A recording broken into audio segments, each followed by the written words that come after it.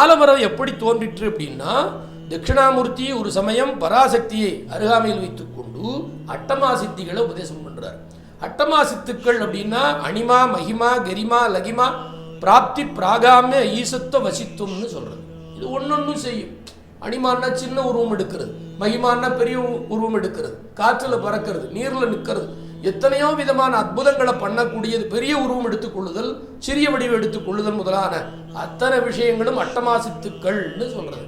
இதை சிவபெருமான் அம்பாளுக்கு கொடுக்குறாங்க. அப்போ அம்பாள் கேட்காம எதையோ பார்த்துட்டு ஏதோ சிந்தனையில் இருக்கிறலாம். நீ முதல்ல காளியா போன்ட்டார், சொன்னதை கேட்கல, உனக்காக கொடுக்குறேன், உன் பொருட்டு உலகத்துக்கு இது போகும், நீ கேளாமையில் இருந்தமையா, கேளாம இருக்கிறதுனால காளியாயிரு.